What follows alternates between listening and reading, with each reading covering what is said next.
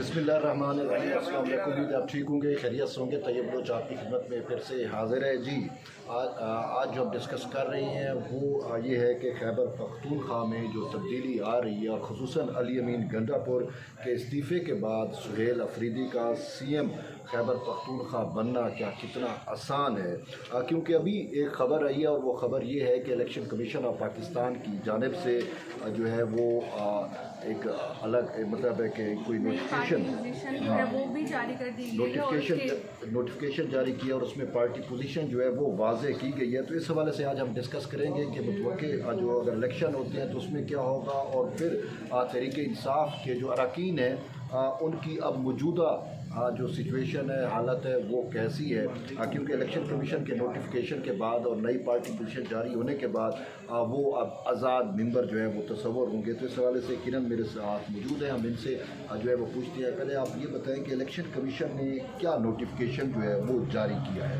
देखिए, जो notification supreme court ने जारी किया वो 25 अगस्त का जो फैसला था उसके तनाजुर में आज इलेक्शन कमीशन ने फिर जो नई फरिश्ते हैं वो जारी कर दी हैं, जिसके मुताबिक 25 अगस्त वाला वो जो मखसूस नशिस्त उसके बाद अब नई जो फरिश्ते हैं वो जारी कर दी गई हैं और उसके मुताबिक जो नई पार्टी पोजीशन है वो भी जारी कर दी गई। उसके हवाले से मैं अगर आपको पहले पार्टी पोजीशन बता देती हूँ कि कौमी असम्बली के अंदर जो मुस्लिम लीग नून है उसकी 125 नशिस्तें हैं और पीपल्स पार्टी की 74 सीटें हैं और आज़ाद अरकान जिनको हम सुनिए था कौंसल जब फिर पाकिस्तान तहरीक इंसाफ के अरकान करार देते थे उनकी 79 मीन्स की अच्छी खासी तादाद है। अब वो तमाम जो अरकान हैं वो आज़ाद तस्वर होंगे इस फैसले के बाद, यानी जो सुन्नी था कौंसल के थे और पाकिस्तान तहरीक इंसाफ के जो आपस में तो वो अब आज़ाद हो गए, बिल्कुल अब आज़ाद करा दी गई। और इसी तरह से ना सिर्फ कौमी असम्बली बल्कि सूबाई असम्बलियों चाहे वो पंजाब है KPK है वहाँ पे भी, तो उस तरह से में अगर देखा जाए नए वज़ीर आला के लिए एक जो गिवन नंबर्स होते हैं आपको जो चाहिए होते हैं, तो उसमें भी फिर आप अब आज़ाद हैं, आप अपनी मर्ज़ी से किसी को भी वोट दे सकते हैं। वो वाला वोट जो है वो भी नहीं होगा।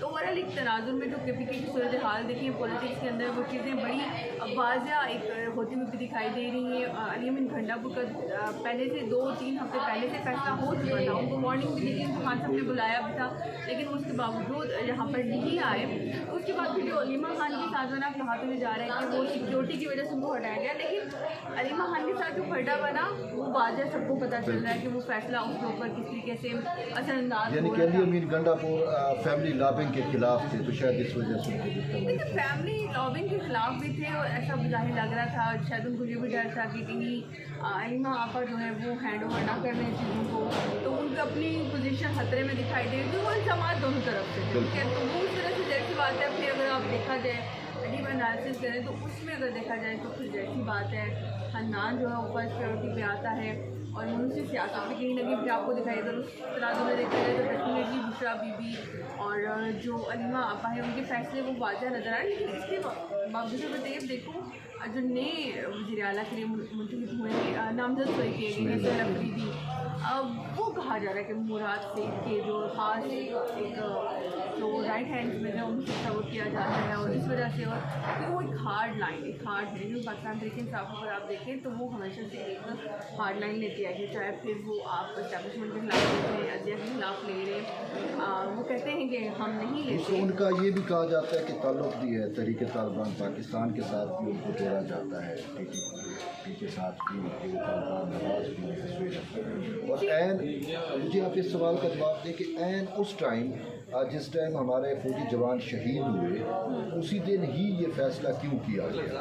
और क्योंकि कल जब देखिए हम तो ये समझते हैं कि अलीमा खान की वजह से हुआ, लेकिन सुलेमान अकरम राजा ने जो एक्सप्लेन किया उसने कहा अलीमा खान की वजह से नहीं हुआ, ये फैसला सिक्योरिटी की वजह से, ऑपरेशन की वजह से और इन चीज़ों की वजह से हुआ। एक चीज़ तो ये वाज़ह नजर आ जाती है कि पार्टी के अंदर ठीक है, पार्टी एक यूनिट नहीं है।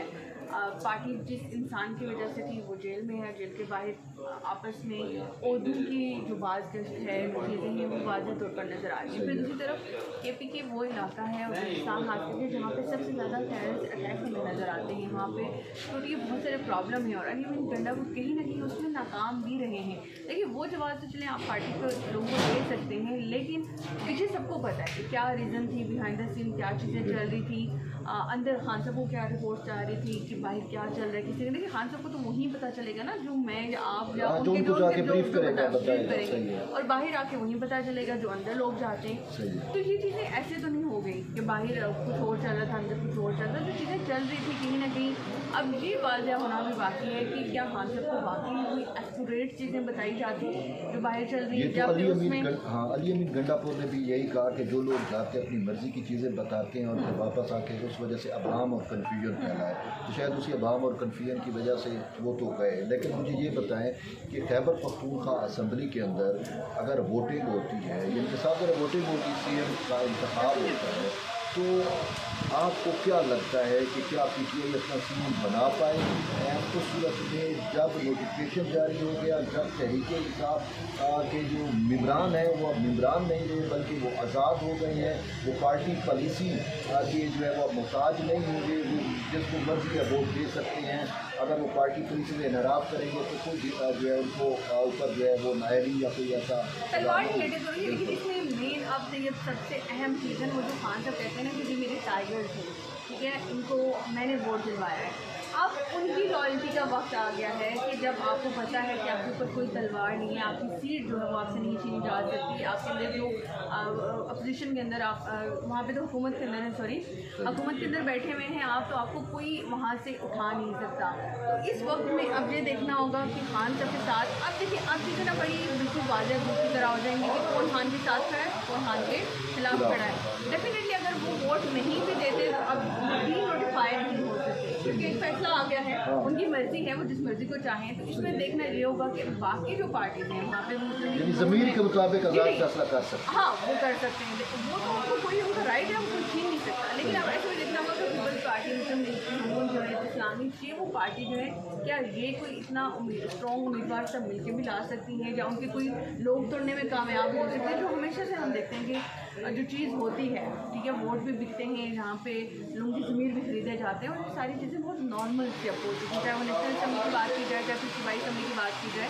तो ऐसे में डेफिनेटली पाकिस्तान तरीके इंसाफ को कहीं ना कहीं मुश्किलात का सामना तो करना पड़ेगा। चीज़ें जो है वो इस तरीके से इतनी आसान नहीं है जितनी वो पिक्चर में दिखाई जा रही है। उसके साथ साथ सिर्फ ये भी एक चीज़ है कि देखिए एक और चीज़ कल मैंने जहाँ पर देखी थी कि जब अली अमीन गंडापुर का जहाँ से अडयाला के बाहर से ही जब ब्रेकिंग चली, न्यूज़ चली गई थी कि उनको हटा दिया गया, उनके रिज़ाइन का जो वक्त वो आ गया है, तो ऐसे में मिनिस्टर गोहर जो है वो नेशनल असम्बली के अंदर मौजूद थे। जब उनसे साथी हजरात ने ये सवाल किया कि आप बताएं, तुमने कहा कि ऐसा कोई फैसला नहीं हुआ और पार्टी को तकसीम करने की बात की। और ये आप देख लीजिए इसकी हार्डली आधे पौने घंटे बाद ज़्यादा जो खैबर पख्तूनख्वा है अली अमीन गंडापुर ने खुद कह दिया कि ये खान साहब की अमानत है और मैं से रिज़ाइन कर रहा हूँ। इसका मतलब ये भी है कि चेयरमैन वो हैं लेकिन सिर्फ नाम के, उनको फैसलों का नहीं इल्म कि कौन जो तो पार्टी की डोरे हैं वो एक्चुअल में किसके हाथ में। आपको उनका मुस्तकबिल क्या नज़र आ रहा है? देखिए मुस्तकबिल खतरे में है। अगर कल के फैसले को अगर देखा जाए, ओवरऑल एक जो सिनेरियो बिल्ड हो रहा है,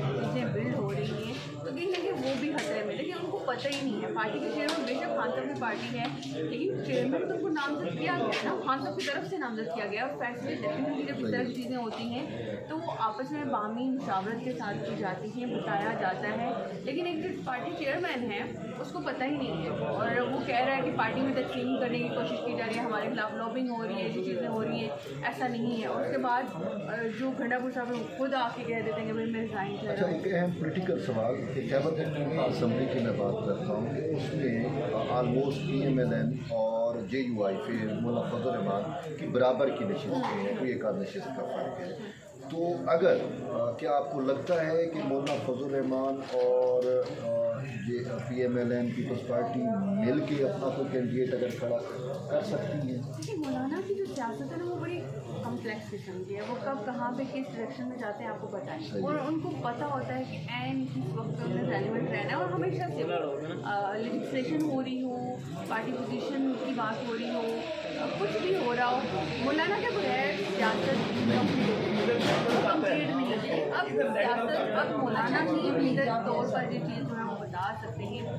लेकिन डेफिनेटली हुकूमत कोशिश करेगी कि इतनी आसानी से वो निराला ना बनाने दें। वो चाहेगी कि वो किसी तरीके से वहाँ पे हो, लेकिन इतनी चीज़ें आसान भी नहीं, जितनी चीज़ें नज़र आ रही हैं। लेकिन डेफिनेटली अब ये डिपेंड करता है कि हुकूमत जिस तरीके से मौलाना के साथ डील करती है, तो डील आपस में इनकी चीज़ें चलती हैं या बाकी चीज़ों पर जो है वो टफ टाइम PTI को देते हैं KPK के अंदर। तो इस तरह से चीज़ें बहुत सारी जो है वो 1-2 दिन तक आपके सामने आ रही हैं, बिल्कुल वाज़ा हो जाएंगी कि किस तरफ से डायरेक्शन जो है किस तरह से जा रही है। तो ओवरऑल जो फैसला किया गया, लेकिन आम लेवल में जो अली मीर गंडापुर का फैसला था एकदम से जो अचानक से किया गया, आप सबने वक्तान तरीके इंसाफ के हक़ में बेहतर फैसला हुआ है, क्योंकि लोग तो बहुत खुश हैं। देखिए, लोग वाकई खुश हैं। मैं इसको तो ये नहीं समझता कि तरीके इंसाफ के हक़ में बेहतर फैसला है।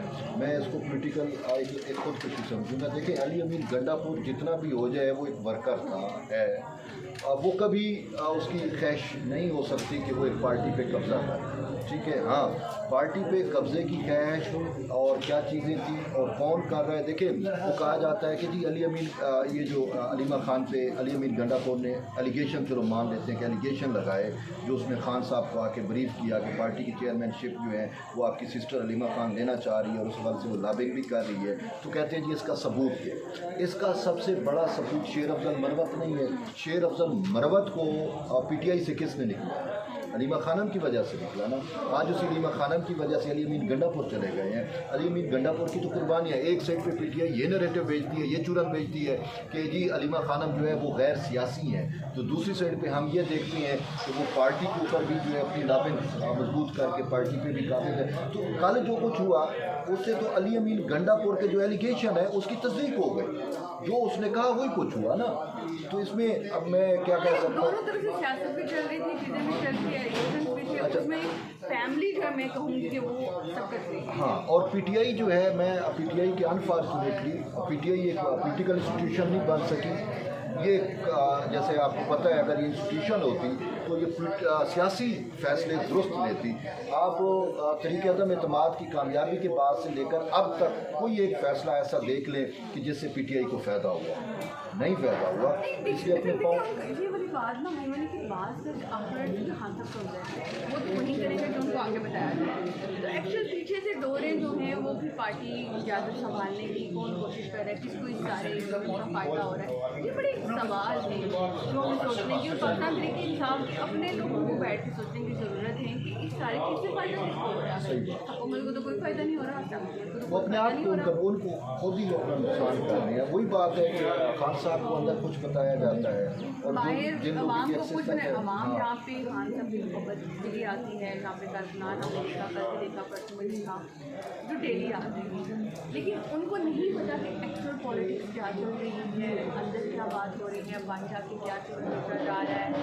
देखिए, बाहर जब होते हैं बहुत सारी चीज़ें और जब एक होने पे आते हैं, पोजिशन पे आते हैं, फिर आपको चीज़ें बड़ी क्लियरली नज़र आती है, पता चलती है कि जो चीज़ें बाहर से आपको दिखती है वैसी नहीं है। फिर पोजीशन के ऊपर आके आपको पूरी पार्टी को लेकर चलना है, आपने फिर सारी चीज़ों को हैंडल करना है। और ऐसे में जब आपका सियासी लीडर जेल के अंदर है तो आपने सब कुछ अच्छा रखना है, एतमाद में रखना है। लेकिन कहीं ना कहीं पाकिस्तान की इंसाफ में डिवाइड नजर आती है, अनफॉर्चुनेट बात है, लेकिन कुछ फैसले ऐसे कर लिए जाते हैं क्योंकि फ्यूचर में जाके उनको लॉन्ग टर्म में नुकसान देते हैं। एक तरफ वो कहते हैं कि हम एस्टैब्लिशमेंट जाती है, सर्टिफिकेट नहीं ले रहे, उसी तरफ वैसे ही दूसरे दिन आके सर्टिफिकेट कर दिए जाते हैं, बाहर आके ऐसी कॉन्फ्रेंस कर दी जाती है, ऐसी बात कर दी जाती है जो अनइंटेंशनली भी कह लें तो पाकिस्तान तरीके इंसाफ की अपनी पार्टी को नुकसान आते हैं। आप बात करते हैं खान साहब को निकालने के तरीके 2 साल से आपने कभी देखा है कि इनकी पार्टी की तरफ से वाज़ा तौर पर ऐसी कोई चीज़ की गई जिससे वाकई नजर आए कि खान साहब का नाम हो गया, खान साहब को हाइड कर, क्योंकि हर कोई खान का नाम ले वो तो चाहेगा कि खान करे, इससे फ़ायदा तो खान साहब को सोचने की ज़रूरत है। बहरहाल खान साहब को सोचने की ज़रूरत है और अनफॉर्चुनेटली उनकी जानिब से जो भी फैसले किए जा रहे हैं, बेशक गलत इंफॉर्मेशन पे या उनको ब्रीफ गलत किया जाता है, जो भी मैटर है, लेकिन पॉलिटिकल विजडम वाले वो फैसले हम उनको नहीं कह सकते। उससे खुद तहरीक इंसाफ को जो है वही नुकसान हो रहे हैं। तो बहरहाल सबसे अहम मैदान अब सज चुका है खैबर पख्तूनख्वा असम्बली में। कि देखते हैं कि खैबर पख्तूनख्वा में जो खान साहब के उम्मीदवार हैं सुहेल अफरीदी, क्या वो CM बन पाते हैं आसानी से या उनके रास्ते में रुकावटें खड़ी की जाती हैं। बहरहाल ये वक्त ही इसका तयन करेगा। उस वक्त तक के लिए आप हमें इजाज़त दें, मिलते हैं नई वीडियो में, तब तक के लिए। अल्लाह हाफ़िज़।